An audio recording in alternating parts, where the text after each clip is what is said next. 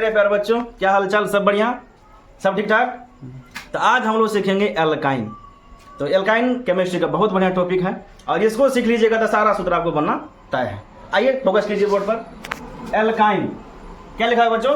Alkyne. Alkyne का मतलब है बच्चों एल्क में आइन जोड़े। एल्क हो गया प्रीफिक्स और आइन हो गया सफिक्स। सफिक्स का मतलब है जो आगे आता है और प्रीफिक्स का मतलब है जो पीछे आता है।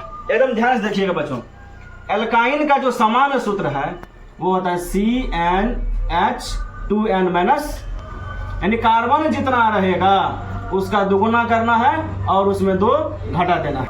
तो बच्चों इसमें सफिक्स लगाएंगे हम लोग आइन।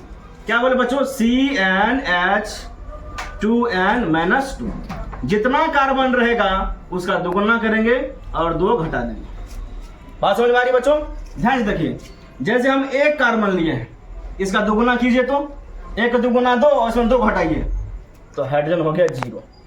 इसलिए जब हाइड्रोजन ही 0 है, यानी कि हाइड्रोजन कुछ है ही नहीं, तो ये कंपाउंड दुनिया में है नहीं है बच्चों, इसीलिए बोलते हैं नॉट एग्जिस्ट।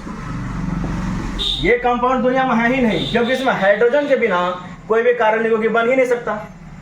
इसीलिए एक कार्बन पे आइन का कोई भी चीज नहीं बन सकता। मेथाइन दुनिया में नहीं है। आइए 2 कार्बन लेते हैं। यदि हम कार्बन 2 ले लिए, दुगुना कीजिए, कार्बन 2 लिए हैं, दुगुना कीजिए 4 होगा और 2 घटा दीजिए 2 होगा, तो हाइड्रोजन होगा 2, यानी C2H2। इसका नाम पड़ेगा बच्चों एथ।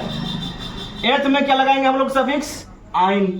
क्या जोड़ना पड़ेगा? आइन। एथ में जब आइन जोड़ेंगे तो ऐसा जोड़ेंगे, हो गया एथाइन। यानी इस कार्बन 3 लिए, दुगुना कीजिए 6, उसमें 2 घटाइए 4 हो गया, 4 हाइड्रोजन। 3 कार्बन है बच्चों, इसलिए होता है प्रोप, और इसमें लगाएंगे आइन। क्या लगाएंगे बच्चों?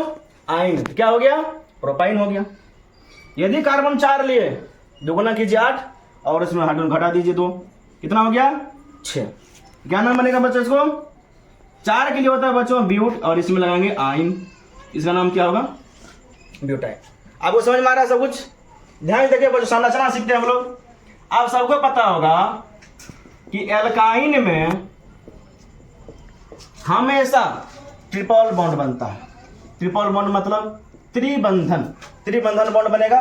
ध्यान देखिएगा बच्चों, जैसे बोले C2H2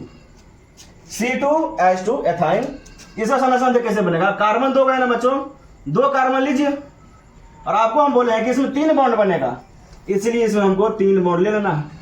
अब आप ही बताइए बच्चों, कार्बन के पास तो हमेशा 4 ही बॉन्ड बनता है और यहाँ पे 3 बॉन्ड हो गया है, तो कितना हाइड्रोजन इधर लेंगे? 1, इधर कितना लेंगे?